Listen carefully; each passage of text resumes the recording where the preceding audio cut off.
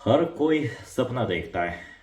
कोई रोज मटन बिरयानी खाने का सपना देखता है, तो कोई आईएएस बनने का सपना देखता है, तो कोई एक लग्जरी कार खरीदने का भी सपना देख सकता है। तो इस तरह मैं भी जब मैं स्कूल जाता था तो मेरे मन में सिर्फ एक ही सपना था, पढ़ाई करके स्कूल में टॉप आना, टॉप यूनिवर्सिटी में जाना। ये सब कभी मेरे सपना के दायरे में कभी था ही नहीं। शुरू से लेकर अभी तक मेरी जिंदगी का एक ही सपना रहा, और वो है कि दुनिया में जितने भी सुंदर जगह है उसको अपनी आंखों से देखना। ये मैंने शुरू किया लगभग अपने 14 साल की उम्र में, और उसके बाद दुनिया भर के अलग अलग कहानियाँ, उनके ट्रैवल स्टोरीज पढ़कर मेरे मन में ये सपना और भी बड़ा होता गया।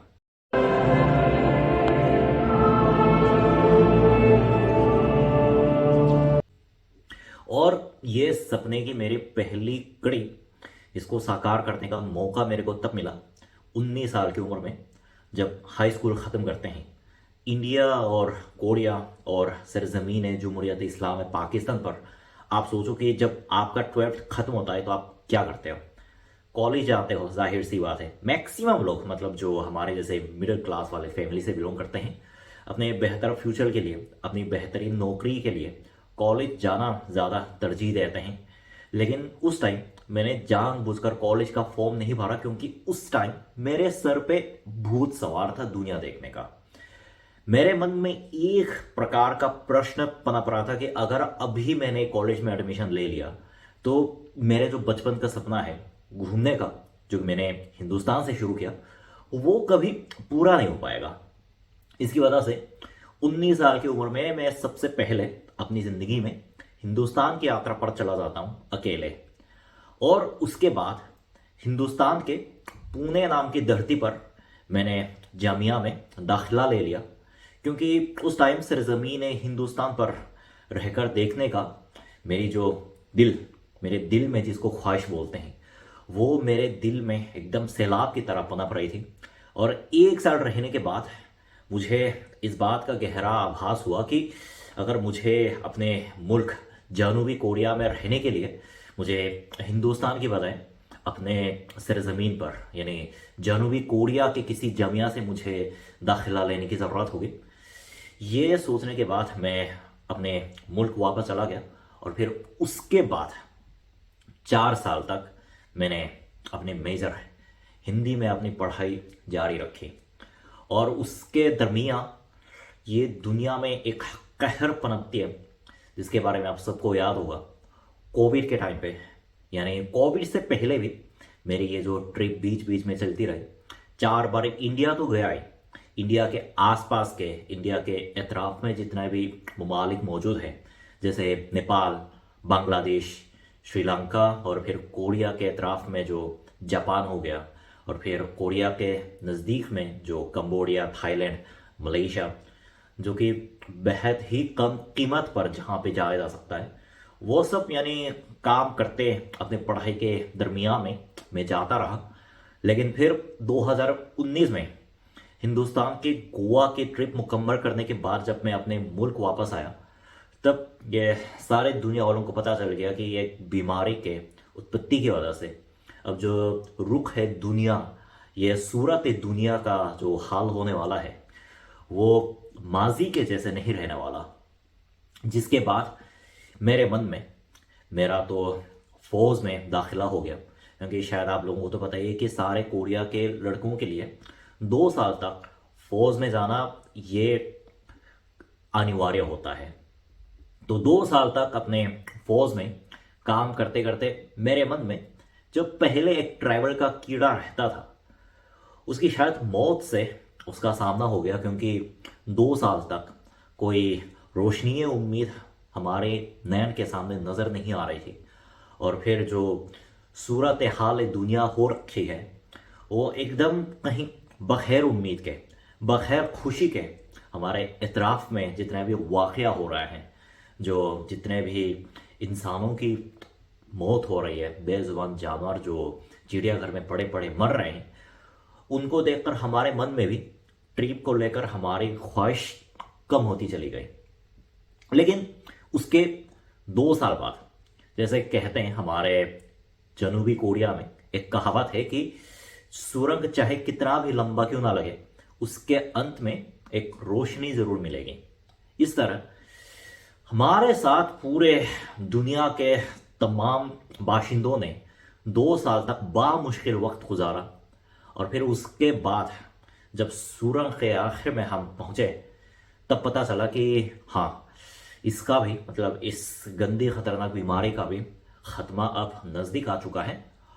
और फिर उसके बाद हमने हिंदुस्तान से अपनी नज़रें उठाकर जिस नए ममालिक पर जाने का फैसला लिया वह है तुर्की, जिसके बाद हमको ये एहसास हुआ कि ये दुनिया सही में इतनी बड़ी है, और फिर इतनी बड़ी दुनिया में एक के बाद एक इतने खूबसूरत जगह, इतने दिलकश जगह मौजूद हैं कि अगर हमने अपनी ज़िंदगी में इन सारी जगहों को एक एक करके अपनी आंखों से नहीं देखा तो बड़े मौत के वक्त बाखुदा मेरे मन में इतना ज़्यादा पछतावा होगा कि मैं इसको भूल नहीं पाऊंगा।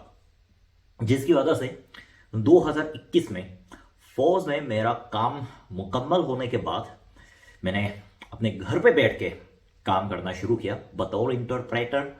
और उसके बाद जो तुर्की से शुरुआत करके कजाकिस्तान, उज़्बेकिस्तान, स्विट्ज़रलैंड और फिर यूरोप के साथ, और फिर इस साल की शुरुआत में एक अफ्रीकाई देश ट्यूनीसी का दौर मुकम्मल करके, और अभी शायद आप लोगों को तो पता है कि पिछले जनवरी से अभी तक 5 महीने मुकम्मल होने को है।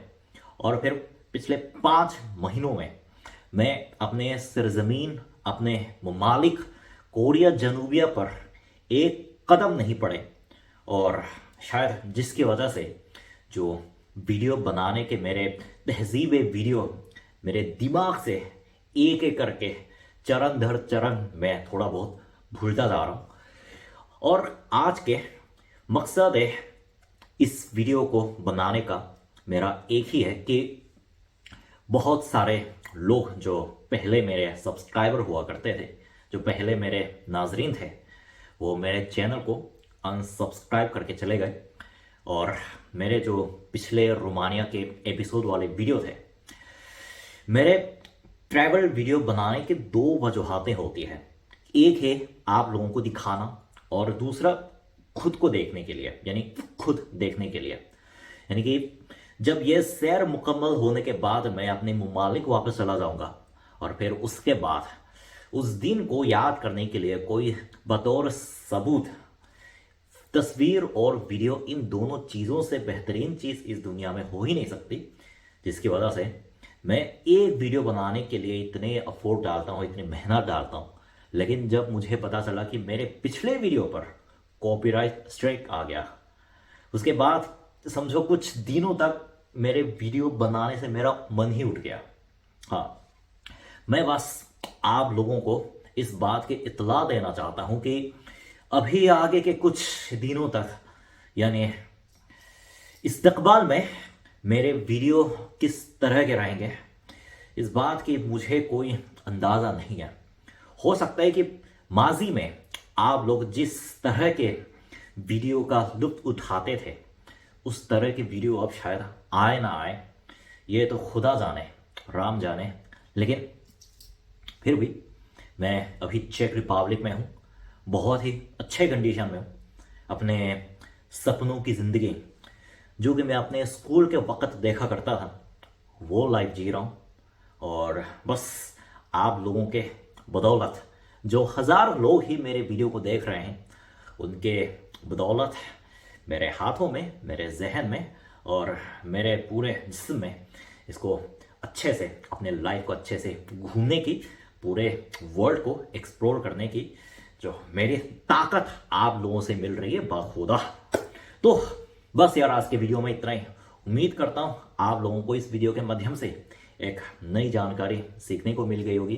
मैं वापस आऊँगा और मजेदार वीडियो के साथ। तब तक क्या करना है, सावधान रहो, सुरक्षित रहो, सीख है को सबक सबको। जय भारत, जय साउथ कोरिया।